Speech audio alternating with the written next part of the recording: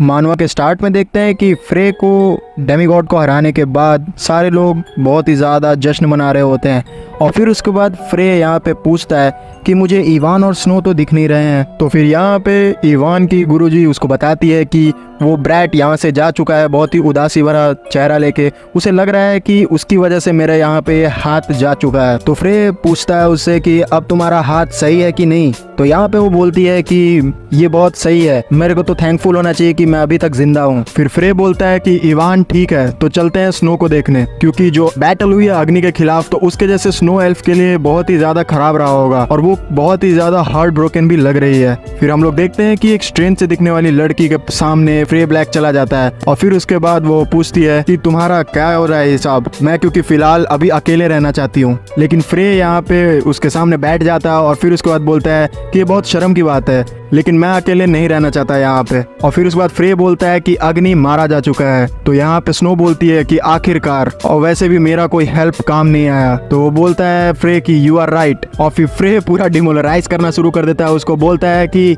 इसी फाइट में नहीं, आगे चल के भी कोई भी फाइट में तुम थोड़ा सा भी डिफरेंस नहीं लाने वाली हो। तो ये सारी चीजें सुनने के बाद स्नो बहुत ही ज्यादा फ्रस्ट्रेट होकर चिल्लाती है फ्रे के ऊपर कि तुम यहाँ पे मेरा इंसल्ट करने के आए हो। तो फ्रे बहुत ही शांति से यहाँ पे बोलता है कि तुम लड़ती हो हेल्प करने के लिए या फिर तुम कॉन्फिडेंस रखती हो कि जीत पाओगी तुम। फ्रे बोलता है कि ऑफ कोर्स यहाँ पे अब कोई ऑर्डिनरी फाइट नहीं होने वाला, हम लोग यहाँ पे फाइट लड़ रहे हैं क्योंकि हमें यहाँ पे फोर्स किया जा रहा है और हम लोग के जीतने का चांसेस भी यहाँ पे बहुत ही ज्यादा कम है, लेकिन फिर भी हम लोग जिंदा है यहाँ पे। हम लोग अगर लड़ेंगे नहीं तो हम लोग कुत्ते की मौत मारे जाएंगे और हम लोग को अपने यहाँ पे अस्तित्व के लिए लड़ना जरूरी होगा और यही मायने रखता है यहाँ पे। तो फिर फ्रे यहाँ पे अपना तलवार स्नो की तरफ बढ़ाते हुए बोलता है कि तुम छोड़ दी थी यहाँ पे अपने पीछे और मैं ये चीज तुम्हें देता हूँ। तो ये चीज देखने के बाद स्नो बोलती है कि ये तो उस नाइट की तलवार है, मुझे नहीं लगता कि ये तलवार मुझे सूट करेगी। तो यहाँ पे फ्रे बोलता है कि इसका शेप इंपॉर्टेंट नहीं करता, इंपॉर्टेंट ये है कि कौन इसे चला रहा है। मैं अग्नि को इसलिए हरा पाया हूँ क्योंकि मेरा फ्रेंड यहाँ पे रिकी जिंदा था मेरे अंदर और मैं उसका बहुत ही ज्यादा शुक्रगुजार हूँ और उसी सेम रिकी ने तुम्हें अपना अपोजल चुना है। और अभी तक जितना भी जर्नी हुआ है हमारे इस बीच में, मैंने आज तक यहाँ पे रिकी के डिसीजन के ऊपर कभी डाउट नहीं किया है। तो ये सब सुनने के बाद यहाँ पे स्नो बोलती है कि ये सब चीज तुम मुझ पे छोड़ रहे हो कि मैं स्ट्रांग बनना चाहती हूँ या फिर छोड़ना चाहती हूँ, तुम तो एकदम रिकी की तरह ही बोलते हो। और फिर उसके बाद वो तलवार को देखना शुरू करती है और फिर देखते देखते वो बोलती है कि क्या ये तुम्हारे फ्रेंड्स की तलवार है, तो मुझे ये मत कहना कि। तुरंत ही फ्रे यहाँ पे बोलता है कि ये ड्यूकिट की तलवार है, ये स्वॉर्ड जो है ब्लेड किंग ड्यूकिट की तलवार है और तुम ये भी ले सकती हो। और फिर उसके बाद फ्रे वहाँ पे उसे अग्नि का क्रिस्टल भी देता है, बोलता है कि ये तुम्हें बहुत ही सारे शक्ति को ऑब्जर्व करने की हेल्प देगा और ये तुम्हारे पावर देगा जिससे तुम लड़ सकते हो किसी के खिलाफ और ये तुम्हारे ऊपर डिपेंड करता है कि तुम इसको मेक कर पाती हो या फिर नहीं। तो ये सब चीज सुनने के बाद यहाँ पे स्नो बहुत ही ज्यादा मोटिवेट होते हुए बोलती है तुम ये चीज भूल रहे हो कि मैं अभी भी एल्फ की क्वीन हूँ। और फिर उसके बाद बहुत ही ज्यादा एनर्जेटिक हो जाती है वो। सीन शिफ्ट होता है, हम लोग देखते हैं कि इवान झरने के नीचे बैठ के मेडिटेट कर रहा होता और फिर याद कर रहा होता कि किस तरह से उसकी जो गुरुजी थी उन्होंने अपना हाथ खो दिया और वो बहुत ही ज़्यादा अपने ऊपर रिग्रेट करते हुए अपने आप को ब्लेम कर रहा होता है। कि उतनी देर में देखते हैं कि वहाँ पे स्नो आ जाती है और फिर वो नहाना शुरू कर देती है उसी झरने में जहाँ पे इवान था और फिर वो बोलती है कि ये पानी बहुत ज़्यादा गर्म है। तो फिर यहाँ पे इवान अचानक से ये चीज़ देख के बहुत ही ज़्यादा शॉक्ड होते हुए बोलता है कि स्नो तुम यहाँ क्या कर रही हो। तो स्नो बोलती है कि हमने प्रॉमिस नहीं किया था कि हम लोग बैटल ओवर होने के बाद नहाएंगे। तो बोलता है यहाँ पे कि इवान कि मैंने साथ में नहाने के लिए नहीं कहा था इडियट। तो मैंने यहाँ पे स्नो बोलती है कि मेरे को तो लगा था कि यहाँ पे ह्यूमन की टेंडेंसी होती है कि वो लोग साथ में नहा के कॉमरेड भाईचारा बढ़ाते हैं। यहाँ पे इवान बोलता है कि वो मेंस के बीच में होता है, वुमेन और मेन के बीच में नहीं। तो तुम्हें कुछ ऐसा कहना नहीं चाहिए मेरे सामने। फिर उसके बाद यहाँ पे फिर भी स्नो नहीं मान रही होती है, लेकिन फिर लास्ट में यहाँ पे हार मान के बैठ जाता है इवान और फिर दोनों एक दूसरे से कुछ बातें करने लग जाते हैं। फिर स्नो बोलती है तुमने सुना यहाँ पे फ्रे ने हरा दिया अग्नि को। तो यहाँ पे जो इवान रहता है वो बोलता है कि हाँ वो लकी रहा क्योंकि उसने लास्ट हिट ले लिया यहाँ पे अग्नि को, क्योंकि हमने इतना ज़्यादा उसको डैमेज कर दिया था, उसे हराना बहुत ज़्यादा मुश्किल हो गया था। लेकिन फिर भी यहाँ पे बहुत ज़्यादा लकी है क्योंकि लास्ट हिट उसने लिया और वो मर गया। तो यहाँ पे स्नो बोलती है कि सभी जानते हैं कि ये बात सच्ची नहीं है। यहाँ पे इवान बोलता है कि हाँ मैं जानता हूँ, लेकिन मैं ये चीज़ इसलिए कह रहा हूँ क्योंकि मैं बहुत ज़्यादा गुस्सा हूँ अभी अपने आप से। फिर यहाँ पे स्नो बोलती है कि एक टाइम था जब हम साथ में लड़ते थे तीनों, और वो ग्रेट फॉरेस्ट का टाइम मुझे बहुत ज़्यादा याद आता है जब हम तीनों कॉमरेड्स एक साथ साइड बाय साइड लड़ा करते थे। लेकिन यहाँ पे जो इवान रहता है वो बोलता है कि हाँ मैं क्या कह रहा हूँ कि हम लोग अब कॉमरेड्स नहीं रहे, लेकिन वो जो ब्रैट है वो अब हमसे बहुत ज़्यादा आगे निकल चुका है और वो हमारे अब रीच में बिल्कुल नहीं रहा है। तो यहाँ पे जो स्नो रहती है वो बोलती है कि लेकिन हम उसकी जैसे ये आज जिंदा हैं। तो बोलता है कि हाँ मैं जानता हूँ, लेकिन अगली बार मैं होऊंगा वो आदमी जो सबको बताएगा, मैं सब के सब लोगों को बचा लूँगा। तो ये सब चीज़ सुन के यहाँ पे स्नो रखने लग जाती है और फिर उसके बाद बहुत ज़ोरों से रोने लग जाती है और फिर वो याद करने लग जाती है वो सारा टाइम और फिर वो भी ज़ोर से चिल्लाती है कि नेक्स्ट टाइम मेरी भी बारी होगी और मैं सारे लोग को बचाऊंगी, मैं फ्रे को बचाऊंगी और मैं सभी को बचाऊंगी। यहाँ पे ये सब चीज़ सुनने के बाद इवान बोलता है तुम इतना ज़्यादा रो क्यों रही हो, मुझे तो लगा था कि ये तुमने कहा था ये वाटर वार्म है लेकिन ये कोल्ड हो गया। यहाँ पे वो सब चीज़ सुनने के बाद स्नो रहती है वो उसे गाली बकती है।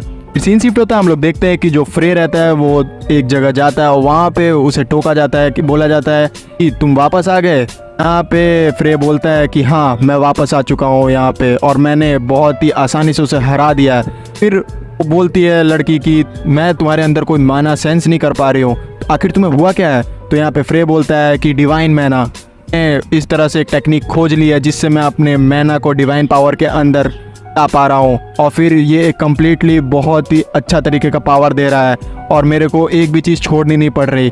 तो फिर वो बोलती है कि इसका मतलब तुमने 9 स्टार लेवल को पार कर लिया फाइनली। तो फ्रे बोलता है कि हाँ ये मेरे इस बॉडी की कमाल है, क्योंकि ये जो ब्लेक परिवार है इसके एक्सपेरिमेंटल बॉडी की वजह से मैं आज ये चीज़ कर पाया हूँ। फिर वो बोलती है कि सारी की सारी चीज़ें वैसे भी फेट के ऊपर रहती है। फ्रे बोलता है कि मेरा फेट है लॉर्ड को डिफीट करना। यहाँ पे सवाइजर बोलती है कि अब मैं इतना आसानी से बैठ नहीं सकती अगर मुझे तुम्हारे साइड रहना है तो यहाँ पे फ्रे बोलता है कि वाह ग्रेट सवाइजर ये बात कर रही है जो कि इतनी वीक है। सवाइजर बोलती है कि ये चीज़ मुझे बहुत ज़्यादा एक्साइटेड करती है, अब मैं ये बहुत बड़ा टाइम हो चुका है कि मैंने अपनी लिमिट को सरपास किया हो। जो सिचुएशन है वो पहले के 4000 साल पहले की बात जैसी नहीं रह गई है। मैं इस चीज़ के लिए श्योर हूँ कि इस बार की जो एंडिंग है वो डिफरेंट होगी, तो चलो इस बार लॉर्ड को डिफीट किया जाए। और फिर हम लोग देखते हैं कि जो सवाइजर रहती है वो पुराने ल्यूकस टॉर्मेंट के साथ एक व्यू दिखाया जाता है। सब उसने कहा था कि जो आर्च ड्यूक्स है वो कुछ ब कुछ लड़ाई करेगा यहाँ पे डीमन लॉर्ड्स के खिलाफ, और यहाँ पे जो डीमन लॉर्ड्स है अगर वो भी चाहे तो फुल पावर में डीमन वर्ल्ड के अंदर डेमीगॉड्स को हरा सकते हैं आराम से। और यही चीज़ सोचने वाली है, क्योंकि ऐसा बिल्कुल नहीं हो सकता कि लॉर्ड को इसके बारे में पता ना हो। और ये यहाँ पे वो ये चीज़ करने के बाद डीमन वर्ल्ड में जाने का सोच रहा है, तो ये बहुत ही बड़ा रिस्क होगा और वो ये रिस्क ले रहा है। तो मुझे लग रहा है कि वो कुछ ना कुछ बहुत ही ज़्यादा बड़ा सोच रहा है। मुझे लगता है कि वो जो ड्रैगन लॉर्ड है वो बहुत ही ज़्यादा वैल्यूएबल है उसके लिए। यहाँ पे फ्रे ये सब चीज़ सुनने के बाद बोलता है कि अगर ये सारी चीज़ अच्छी भी है तो ये एक अपॉर्चुनिटी है और मैं जा रहा हूँ यहाँ पे नॉजडॉक और अनंता के अपोस्टल को ढूंढने। बस वही दोनों अपोकलिप्स बचे हैं यहाँ पे। क्या तुम ये चीज़ सोचते हो कि कितना ज़्यादा इंटरेस्टिंग हो जाएगा डीमन वर्ल्ड का फाइट अगर वो दोनों हाइबरनेशन में चले जाते हैं। यहाँ पे वो बंदा बोलता है कि तुम जानते हो कि वो लोग आखिर है कहाँ पे। यहाँ पे फ्रे बोलता है कि वो चार्ल्स सबका पीछा कर रहा है, वो जैसे ही उसे ढूंढ लेगी तो वो मुझे को क्लू देगी। फिर फ्रे वहाँ पे बोलते हुए जाता है कि मैं जा रहा हूँ ल्यूकिड्स के स्वॉर्ड को देखने। वो बंदा बोलता है कि क्या तुम यहाँ पे जैकी डियर्सिस की बात कर रहे हो। यहाँ पे फ्रे बोलता है कि तुम उसको जानते हो। यहाँ पे वो बोलता है कि आयरिस ने मुझे सारी की सारी चीज़ें बता दी है। यहाँ पे फ्रे बोलता है कि तुम्हारे पास बहुत ही ज़्यादा अच्छी मेमोरी है। तो बंदा बोलता है कि हाँ। ये चीज़ सुनने के बाद फिर फ्रे वहाँ से टेलीपोर्ट हो जाता है, बोलता है कि मैं जा रहा हूँ वहाँ पे। और फिर हम लोग देखते हैं कि यहाँ पे फ्रे आ जाता है एक हवेली में और फिर उसके बाद बंदे के पास जाके पूछता है कि मुझे जैकेट के पास जाना है तो मुझे क्या करना होगा। तो मन में कुछ सोचता है, बोलता है 2 मिनट रुकना, मैं माफ़ी चाहता हूँ आपको वेट करवाने के लिए। यहाँ पे जो मास्टर जैकेट है उन्होंने आपके लिए कुछ चीज़ छोड़ी है, रोल में इंस्ट्रक्शन है कि कैसे आप हितोमे इकार को यूज़ कर सकते हैं। फ्रे ये चीज़ सुनने के बाद बोलता है हितोमे इकार, क्या ये आइलैंड है जो कि ईस्ट में है। तो वो बंदा बोलता है कि जो मास्टर जैकेट थे वो हितोमे इकार में पहले ही गए हैं, उन्होंने मुझसे कांटेक्ट भी नहीं किया, तो हो सकता है कि वो अभी भी वहाँ पे हो। तो फ्रे बोलता है कि उसने तुमसे कांटेक्ट भी नहीं किया। बंदा बोलता है कि हाँ वो एक्सपेक्टेड ही था, क्योंकि जो हितोमे इकार है वो काफ़ी ज़्यादा क्लोज नेशन है। एंड जैकिट जो कि one of the 3 great circles का लीडर है, वो भी उसके अंदर जाना बहुत ज़्यादा मुश्किल है उनके लिए। तो फ्रे ये चीज़ सुनने के बाद बोलता है कि क्या डेमीगॉड्स का जो रीच है वो इतना ज़्यादा जा चुका है। यहाँ पे वो बंदा बोलता है कि नहीं, इसका उल्टा है कि यहाँ पे जो ओनली लैंड है जहाँ पे जो डेमीगॉड्स के बीच ना ही जा चुके हैं वो है आइलैंड नेशंस। मुझे लगता है कि यही रीज़न्स है कि वो लोग हमेशा क्लोज रहते हैं। यहाँ पे फ्रे सोचता है कि एक आइलैंड नेशन जो कि डेमीगॉड के इन्फ्लुएंस से लित नहीं है, ये कुछ ज़्यादा ही मेरे को फिशी लग रहा है। फिर उसके बाद बंदा वो पूछता है कि लेकिन आप अचानक से मास्टर जैकेट को क्यों ढूंढ रहे हैं। फिर उसके बाद यहाँ पे मन में सोचता है फ्रे कि अब ये चीज़ समय सही होगा कि सर्कल भी जान जाए उस चीज़ के बारे में, और वो बता देता है कि उसने अग्नि को हरा दिया है। तो जैसे ही वो बंदा सुनता है इसके बारे में, वो बहुत ज़्यादा शॉक्ड हो जाता है। वो बोलता है क्या तुमने अग्नि को हरा दिया? इसका मतलब है कि अब यहाँ पे सिर्फ 2 गो अपोकल्स बचे हुए हैं। लगता है कि हमारा जो ड्रीम है वो सच में अब पूरा होने वाला है। यहाँ पे फ्रे पूछता है कि आखिर क्या वजह है कि तुम जैकित को कांटेक्ट नहीं कर पा रहे हो। यहाँ पे वो बंदा बोलता है कि शैमनिक का मैजिक की वजह से। ये एक एबिलिटी है जो कि शमान्स के जो मैजिशियन है ईस्ट के वो यूज़ करते हैं। ये मैजिशियन जो होते हैं मैजिक से सिमिलर टेक्निक यूज़ करते हैं, लेकिन थोड़ा सा डिफरेंस भी होता है इसमें। तो यहाँ पे फ्रे सोचता है कि शैमनिक मैजिक ऐसा 4000 साल पहले तो हुआ नहीं करता था, ये अननोन पावर है मेरे लिए भी। यहाँ पे वो बंदा बहुत ज़्यादा एक्साइटेड हो जाता है। वो बोलता है कि मैं अपने एक्साइटमेंट को नीचे नहीं रख पा रहा हूँ, मेरे को थोड़ा बहुत फाइनली होप दिख रहा है। अब मुझे लग रहा है कि अगर हम लोग उन दोनों अपोकलिप्स को पकड़ लेते हैं तो फाइनली हम लोग लॉर्ड को भी हरा सकते हैं। मुझे एक अपॉर्चुनिटी दिख रही है और मैं इसे पीछे नहीं हटना चाहता। पे फ्रे ये सब चीज़ सुनने के बाद बोलता है कि मैं इस चीज़ को अच्छे से यूज़ करूँगा, और फिर वहाँ से टेलीपोर्ट हो जाता है। तो देखते हैं कि जो फ्रे रहता है वो वापस आ जाता है उस एरिया में, और फिर उसके बाद वो पूछता है इज़ाबेल से कि बेनियान कैसी है। तो यहाँ पे इज़ाबेल बोलती है कि उसके पल्स स्टेबल है, लेकिन उसे थोड़ी सी रेस्ट की ज़रूरत है और फिर वो नॉर्मल हो जाएगी। लेकिन यहाँ पे बात ऐसी है कि उसका जो दिल है बहुत ज़्यादा डैमेज हो चुका है। ये ऑब्वियस है कि वो अब अपने ड्रैगन पावर्स को यूज़ नहीं कर पाएगी और वो माना को भी यूज़ नहीं कर पाएगी। यहाँ पे वो लड़की बोलती है कि इसका मतलब है कि उसके मैजिशियन का ज़िंदगी अब ख़त्म हो चुका है, तुम इसे ज़िंदा रखना चाह रहे हो तो पक्का ये तुम्हारे लिए बहुत ज़्यादा स्पेशल होगी। तो यहाँ पे बोलता है फ्रे कि वो सिर्फ स्पेशल नहीं है मेरे लिए, वो बहुत ज़्यादा स्पेशल है, वो मेरी इकलौती डिसाइपल है। और ये चीज़ सुन के बहुत ही ज़्यादा अलग सा रिएक्शन देती है यहाँ पे इज़ाबेल। और फिर हमें बेनियान का बहुत ही ख़राब सा एकदम हालत दिखाया जाता है। और फिर जो फ्रे के बगल में लड़की खड़ी रहती है वो उसके कंधे पे हाथ रखती है। तो वो चीज़ देखने के बाद जो फ्रे रहता है वो बोलता है कि मैं जानता हूँ कि खुद को ब्लेम करना मुझे और भी ज़्यादा वीक बनाते रहेगा, लेकिन जो उसने सेक्रीफाइस किया है वो वापस तो नहीं आ सकता। और फिर तुम अपनी उदासियत को डिनाई भी तो नहीं कर सकते, लेकिन यहाँ पे जो ब्लेम करना है उससे ज़्यादा गहरा पॉइजन है उसके साथ आदी हो जाना, और जो कि बहुत ही ज़्यादा ख़राब बात होगी तुम्हारे लिए। और तुम ऐसा बिल्कुल भी नहीं कर सकते क्योंकि यहाँ पे कोई भी रीज़न नहीं है तुम्हें फोर्स करने का। काम तुम रह सकते हो, तुम्हारे ऊपर है, नहीं तो तुम्हारे ऊपर है कि तुम काम रहना नहीं चाह सकते लूकस। और हम लोग ह्यूमंस वैसे बने भी नहीं हैं, हमें अपने इमोशंस कंट्रोल करने की बिल्कुल भी ज़रूरत नहीं। फिर सीन शिफ्ट हो जाता है, हम लोग देखते हैं कि जो फीनिक्स रहती है वो एक नदी किनारे खड़ी रहती है, और फिर हमारा पीछे फ्रे आ जाता है उसके और बोलता है कि आज की रात जो बहुत ही ज़्यादा ब्रीज कोल्ड है। तो वो जो फीनिक्स रहती है वो उसे देखती है और फिर बोलती है कि ओ हेलो, और फिर वो दोनों एक दूसरे के बगल में खड़े हो जाते हैं। और फिर जो फ्री रहता है यहाँ पे जो फीनिक्स रहता है उसको बोलता है कि बहुत ही अच्छा टाइम है ये, मैं तुम्हें कुछ देना चाहता हूँ। और जो फीनिक्स रहती है वो थोड़ी शॉक्ड होती है, बोलती है कि आखिर क्या है ये। और फिर जो फ्रे रहता है वो अपने पॉकेट में से जो गोल सा चीज़ मिला था उसे अग्नि का कोर वो दे देता है यहाँ पे उस फीनिक्स को, और फिर बोलता है कि ये है अग्नि का क्रिस्टल, और यही ये चीज़ थी जो कि तुम्हें परेशान कर रही थी। अब तुम्हारे ऊपर है कि तुम आखिर इसके साथ यूज्ड टू होना चाहती हो कि नहीं। फिर सीन शिफ्ट हो जाता है, हम लोग देखते हैं कि यहाँ पे जो लूकस है वो सारे के सारे लोगों के साथ कुछ डिसाइड कर रहा होता है। हितों में इकार एरिया का मैप खोले हुए है, और वो बोलता है कि ये नेशन बहुत ही ज़्यादा क्लोज्ड है और जो इसमें एंटर करना बहुत ही ज़्यादा मुश्किल है। मुझे लगता है कि 1 महीना तक लग सकता है इसके अंदर एंटर करने में। तो यहाँ पे जो दूसरी रहती है लड़की वो बोलती है उसे कि इसके अंदर जाने का कोई और रास्ता नहीं है क्या। तो फिर यहाँ पे जो फ्रे रहता है वो बोलता है कि तुम नोबल्स के द्वारा इनवाइट किए जा सकते हो एक गेस्ट की तरह। तो फिर जो इज़ाबेल रहती है वो फ्रे से पूछती है कि तुम्हारा यहाँ पे कोई कनेक्शन है। तो यहाँ पे फ्रे बोलता है कि नहीं, बिल्कुल भी नहीं।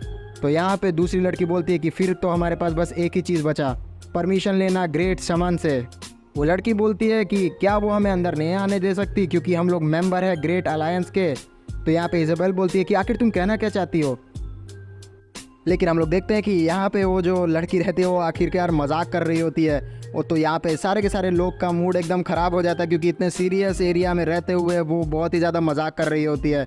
यहाँ पे जो फ्री रहता है उसको थोड़ा सा चिढ़ाते हुए बोलता है कि तुम धीरे धीरे लड़की बनते जा रही हो, तो फिर वो लड़की एकदम गुस्सा वाला मुंह बना के बोलती है, मन में अपने सोचती है कि ये लड़का अपना दिमाग तो नहीं खो दिया है।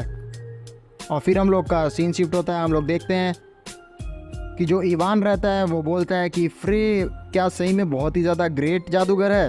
तो उसकी जो गुरु रहती है वो बोलती है कि क्या तुम्हें पता नहीं उसकी अच्छाई क्या है, उसकी सच्चाई आखिर है क्या।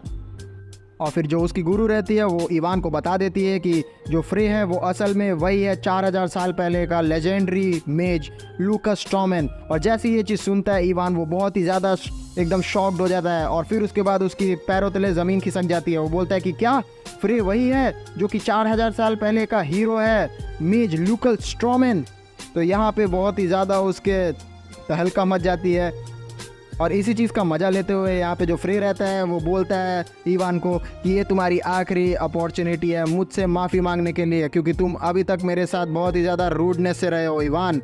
लेकिन हम लोग देखते हैं कि यहाँ पे जो इवान रहता है वो ये चीज़ सुनने से ज़्यादा यहाँ पे इस चीज़ से शॉर्ट था कि यहाँ पे सैकड़ों सालों से ज़िंदा है इवान लूकस स्ट्रॉमैन। ये चीज़ सुनने के बाद सारे लोग बोलते हैं कि क्या तुम इस बात से शॉर्ट थे। फिर उसके बाद सीन शिफ्ट होती है। हम लोग देखते हैं कि वो जो लड़की रहती है वो बोलती है कि तो अब हम कब तक ढूंढेंगे उस ग्रेट सामान को। और मैं ये तो बिल्कुल नहीं सोच रही कि तुम लोग एकदम बेवकूफ़ों वाला तरीका यूज़ करोगे डायरेक्ट वहाँ पे इनविटेशन मांगने का। तो यहाँ पे जो लूकस रहता है वो बोलता है कि जो ग्रेट सामान है वो फ़िलहाल के लिए उस आइलैंड में है नहीं, वो असल में इस छोटे से आइलैंड जिसका नाम लशा है उसमें है, और वो हमेशा से वहीं पे रहता है। तो यहाँ पे जो एल्फ्स की रानी रहती है वो बोलती है कि एक प्रोमिनेंट फिगर जो कि इस नेशन का है वो उस नेशन के बाहर रहता है, ऐसे कैसे हो सकता है। तो जो इज़ाबेल रहती है वो बोलती है कि जो ग्रेट शमन है वो बहुत ही बड़ा सिंबल है, इसलिए उसे बिल्कुल भी उस नेशन के ऑर्डर्स के ख़िलाफ़ नहीं जाना रहता। तो यहाँ पे जो एल्फ्स की रानी रहती है वो बोलती है कि तो इसका मतलब ये हुआ कि कोई भी अगर जाएगा तो उससे मिल सकता है ना। तो ये तो बहुत ही ज़्यादा ईजी हुआ। तो यहाँ पे इवान की जो गुरु रहती है वो बोलती है कि तुम इतनी आसानी से उससे मिल नहीं पाओगे अगर तुम वहाँ पे चले भी गए। तो वो बताती है कि ये कहा जाता है कि तुम बिल्कुल भी उस एरिया में नहीं जा सकते अगर उसने परमिशन नहीं दिया, और तुम बिल्कुल भी उस पाथ को देख ही नहीं पाओगे जब तक वो चाहे ना। तो यहाँ पे जो इवान रहता है वो बोलता है कि ये तो एक तरह का लेजेंड की स्टोरी की तरह लग रहा है। तो यहाँ पे उसकी गुरु बोलती है कि जो ग्रेट समान है वो 200 साल से भी ज़्यादा जी चुकी है, लेकिन यहाँ पे जो लोग हैं उसे जब भी देखते हैं तो वो बहुत ही ज़्यादा शॉक्ड हो जाते हैं, क्योंकि वो अब भी बहुत ही ज़्यादा ब्यूटीफुल यंग वुमन जैसी दिखती है। और कुछ लोग तो ये भी सोचते हैं कि वो असल में ह्यूमन है ही नहीं। लेकिन ये सब सुनने के बाद जो इवान रहता है वो उसकी गुरु को बोलता है कि लेकिन आप भी तो बहुत ही ज़्यादा टीनेजर लगती हैं, जबकि आप एक इतनी ज़्यादा बड़ी एज की है जिस उम्र में लोग की हड्डियाँ पिघल जाती हैं। तो ये चीज़ सुनने के बाद वो बहुत ही ज़्यादा ऑकवर्ड हो जाती है। और फिर हमारा जो इवान रहता है वो बहुत ही ज़्यादा एनर्जेटिक हो जाता है। वो बोलता है कि ऑल राइट चलो चलते हैं वहाँ पे, हमें तभी चिंता करना चाहिए उसके परमिशन की जब हम वहाँ पे पहुँच जाए। लेकिन हम लोग देखते हैं कि जो एल्फ्स की रानी रहती है वो चिढ़ाती है यहाँ पे इवान को और बोलती है कि देखो तो यहाँ पे कोई ब्यूटीफुल वुमेन का नाम सुनते ही एकदम एक्साइटेड हो गया। लेकिन यहाँ पे जो इवान रहता है वो बोलता है कि आखिर तुम मुझे क्यों चिढ़ा रहे हो, तुम मुझसे लड़ना चाहती हो। तो यहाँ पे जो एल्फ्स की रानी रहती है वो बोलती है कि तुम एकदम उसके सामने फ्रीज मत हो जाना, क्योंकि हम लोग जानते हैं कि इससे पहले इस एल्फ्स की रानी को भी देखने के बाद इवान बहुत ही ज़्यादा ऑकवर्ड पोजीशन में फंस गया था।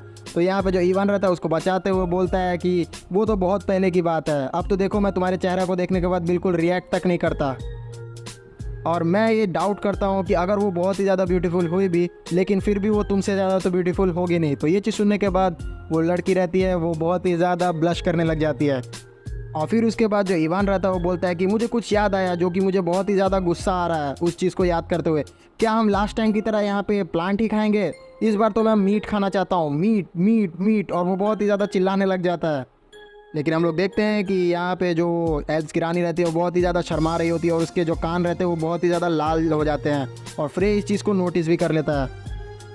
फिर हम लोग देखते हैं कि जो एल्फ्स की रानी रहती है वो बोलती है कि मैं यहाँ पे प्लान कर रही हूँ कि मैं अपने ट्रेनिंग में फोकस करूँ कुछ समय के लिए। मुझे यहाँ पे प्रेजेंट मिला है और मैं तुम सभी को फेस भी नहीं कर सकती अगर मैं इस पावर को अपना ना बना लूँ। तो यहाँ पे फ्रे इस चीज़ को सुनने के बाद बोलता है कि तुम जो भी करना चाहती हो कर सकती हो। और फिर उसके बाद वो यहाँ पे फिनिक्स को तरफ इशारा करते हुए बोलता है उसको कि तुम इसको भी अपने साथ ले जा सकती हो अगर तुम चाहो तो। अगर तुम अपने जो फायर की कमज़ोरी है उसको ओवरकम करना चाहती हो तो इससे अच्छा कोई भी ओपोनेंट तुम्हें बिल्कुल भी नहीं मिलेगा। और जो निक्स है वो भी यहाँ पे उस क्रिस्टल को ऑब्जॉर्व करना चाहती है। तो तुम दोनों के लिए ये चीज़ सही रहेगा कि तुम दोनों एक साथ ट्रेन करो। तो ये चीज़ सुनने के बाद वो जो एल्फ्स की क्वीन रहती है वो बोलती है कि फ्रे सही बोल रहा है, यहाँ पे मैं निक्स के साथ काम करने के लिए बहुत सही रहेगा। तो यहाँ पे जो निक्स रहती है वो बोलती है कि मैं भी यही चीज़ सोच रही थी। और फिर यहाँ पे हम लोग देखते हैं कि जो इवान रहता है और उसकी गुरुजी वो अपनी तरफ देखता है, गुरुजी की तरफ, वो बोलता है कि क्या ये सही है अभी तक आपका हाथ? अगर नहीं सही है तो आप पूरा का पूरा चीज़ मेरे ऊपर डाल सकती हैं। अब आप अपने डिसाइपल पे भरोसा कर सकती हैं और आप रेस्ट कर सकती हैं। आपने अपना काम कर लिया। लेकिन हम लोग देखते हैं कि जो उसकी गुरुजी रहती है वो बहुत ही ज़्यादा गुस्सा हो जाती है और फिर एकदम गुस्साते हुए उसकी तरफ बढ़ती है और बोलती है कि अगर मेरा सिर्फ एक हाथ भी बचा रहा ना तो ये बहुत ही आसान रहेगा मेरे लिए तुम्हारे एक स्कल को फोड़ देने के लिए। अब वो उसकी तरफ एकदम बहुत ही डरावनी तरीके से बढ़ रही होती है, लेकिन हम लोग देखते हैं कि वो असल में शाबाशी दे रही होती है और यहाँ पे जो उसको गुड लक दे रही होती है और वो बोलती है कि good luck on your journey Ivan. और ये बहुत ही ज़्यादा होलसम मोमेंट बढ़ जाता है और फिर जो इवान रहता है वो बोलता है कि यस मास्टर, मैं बहुत ही जल्दी आऊँगा। हम लोग देखते हैं कि इज़ाबेल बोल रही होती है कि हम लोग जल्दी जिनिक्स में पहुँच जाएंगे और हमारे लिए ये थोड़ा सा हार्ड होने वाला है हार्बर सिटी के अंदर जाना। मैं तुम सभी से रिक्वेस्ट करती हूँ कि अपने अपने फेक आइडेंटिटीज़ बना लो। तो ये चीज़ सुनने के बाद इवान बोलता है फेक आइडेंटिटीज़? मेरे पास तो एक भी नहीं है। और यहाँ पे सारे के सारे लोग बोलते हैं कि यार मेरे पास भी नहीं है, मेरे पास भी नहीं है। और यहाँ पे जो फ्री रहता है वो बोलता है कि मेरे पास तो है लेकिन यहाँ पे मैं उसको यूज़ कर रहा हूँ काफ़ी समय से। तो ये चीज़ सुनने के बाद जो इज़ाबेल रहती है वो बोलती है कि मेरे को तो लगा था कि आइजैक जो है उसने प्रिपेयर किया हुआ होगा यहाँ पे सभी लोगों को। लेकिन हम लोग देखते हैं कि यहाँ पे ये चीज़ सुनने के बाद जो वो लोग रहते हैं बहुत ही गलत तरीका रिएक्शन देते हैं। वो बोलते हैं कि अच्छा तो ये था वो चीज़। और फ्रे बोलता है कि मुझे तो ये लगा था कि वो कुछ पैसे दे रहा है उस ट्रैवल को, एक्सपेंसेस को बेयर करने के लिए, लेकिन मुझे वो बहुत ही ज़्यादा कम लग रहे थे इसलिए मैंने उसे वापस लौटा दिया। तो ये चीज़ सुनने के बाद इज़ाबेल बहुत ही अलग तरीके का रिएक्शन देते हुए बोलती है कि क्या तुम सच में इतने ज़्यादा अच्छे आदमी हो या फिर बेवकूफ़ आदमी हो? मैंने आज तक तुमसे ज़्यादा बेवकूफ़ आदमी देखा नहीं। अब हम क्या करेंगे? वो बहुत ही ज़्यादा सोचने लग जाती है और वो बोलती है कि अब मेरे को कोई भी जरिया नहीं लग रहा है किसी तरीके से इंस्पेक्शन को पार करने का विदाउट फेक आइडेंटिटी के। तो यहाँ पे जो बंदा रहता है फ्रे के बगल में वो बोलता है कि क्या हम बहुत ही चोरी छुपके वहाँ से उसके अंदर नहीं जा सकते? तो यहाँ पे फ्रे उसे बोलता है कि क्या होगा अगर हम पकड़े जाएंगे तो यहाँ पे इवान बोलता है कि हम उन्हें चुपचाप शांत कर देंगे। तो यहाँ पे ये फ्रे जो रहता है वो भी तैयार हो जाता है इस प्लान के साथ। तो बोलता है कि ये बहुत ही अच्छा आइडिया है। तो ये सारी चीज़ें सुनने के बाद जो इज़ाबेल रहती है बहुत ही ज़्यादा इरिटेट हो जाती है। वो बोलती है कि हे तुम ये सब चीज़ बिल्कुल भी सोचना बंद करो। और वो बहुत ही ज़ोर से चिल्ला रही होती है, जिसे देख के इवान और फ्रे यहाँ पे बात करते हैं। यहाँ पे फ्रे बोलता है कि क्या ये हमेशा से इतनी ज़्यादा अनोइंग रही है और चिल्लाने वाली रही है? तो फ्रे बोलता है कि हाँ ये शुरू से ऐसी रही है। तो जो इज़ाबेल रहती है वो बोलती है कि मैं शुरू से ऐसी नहीं रही हूँ, ये सिर्फ तुम्हारी वजह से है। और फिर सीन शिफ्ट हो जाता है। हम लोग देखते हैं कि वो लोग बहुत ही आराम से गेट की तरफ बढ़ रहे होते हैं और इज़ाबेल बोलती है सारे लोगों को कि जो गार्ड्स है वो अपने शिफ्ट के दौरान दारू पी रहे हैं और वो बेहोश पड़े हुए। तो चुपके से वो लोग धीरे धीरे बढ़ रहे होते हैं आगे। तो ये चीज़ देखने के बाद इवान बोलता है कि क्या वो आसानी से हमें अंदर घुसने दे रहे हैं? और फिर वो लोग बहुत ही आराम से अंदर आ जाते हैं इस सिटी के। और हम लोग देखते हैं कि जिंक्स हार्बर सिटी के यहाँ पे हमें सीन दिखाया जाता है जहाँ पे ये सारे के सारे लोग घूम रहे होते हैं। और ये चीज़ देखने के बाद जो इज़ाबेल रहती है वो बोलती है कि काफ़ी ज़्यादा स्ट्रेंज लग रहा है, ये पूरे के पूरे एरिया में कहीं भी चेक पॉइंट नहीं है और ये सारी की सारी जो सिटी है बहुत ही ज़्यादा शांत लग रही है। तो ये चीज़ देखने के बाद इवान बोलता है कि क्या ये सही में हार्बर सिटी है भी कि नहीं? मुझे तो ये एकदम स्लम की तरह लग रही है। तो यहाँ पे वो दूसरा बंदा रहता है वो बोलता है कि मुझे लग रहा है कि ये डेमीगॉड्स के इन्फ्लुएंस की वजह से हो रहा है। तो ये चीज़ देखने के बाद फ्रे बोलता है कि मैं फील कर सकता हूँ उनके अंदर फियर, उनके अंदर एम्प्टीनेस और डिप्रेशन। वो सारे लोग एकदम लाइफलेस हो चुके हैं क्योंकि उनके अंदर कोई भी फ्यूचर नहीं दिख रहा है। और यहाँ पे बहुत ही कम बोट्स भी दिख रहे हैं हमें यहाँ बंदरगाह पे। तो यहाँ पे इज़ाबेल बोलती है कि ये तो ऐसा हुआ कि सारे के सारे हार्बर एकदम डेड हो चुका है। तो वहाँ पे उनकी नज़र जाती है एक आदमी पे जो कि नदी किनारे, समुद्र किनारे बैठा हुआ रहता है और उसे वो टोकते हैं कि एक्सक्यूज़ मी। और फ्रे यहाँ पे उस आदमी को बोलता है कि हम लोग यहाँ पे उस बोट का इंतज़ार कर रहे हैं जो कि लशा तक जा रही है। तो वो आदमी थोड़ा देर लेता और फिर बोलता है कि ऐसी कोई भी बोट नहीं जाने वाली। तो ये चीज़ फ्रे सुनने के बाद बोलता है कि क्या ऐसी कोई भी बोट नहीं जाने वाली? तो वो आदमी बताता है कि एक सी मॉन्स्टर अपीयर हुआ है और उस आदमी ने यहाँ पे कंट्रोल ले लिया पूरे के पूरे एरिया का, इसलिए कोई भी नहीं जा सकता उस समुद्र के अंदर। तो ये चीज़ सुनने के बाद जो फ्रे रहता है वो बोलता है कि क्या सी मॉन्स्टर, क्या वो क्रैकन है? लेकिन यहाँ पे बिल्कुल भी कोई क्रैकन का होने का गुंजाइश नहीं है क्योंकि ये एकदम शैलो वाटर है। तो वो आदमी बोलता है कि क्या मैं उसे सी स्नेक कहूँ या फिर सी सरपेंट?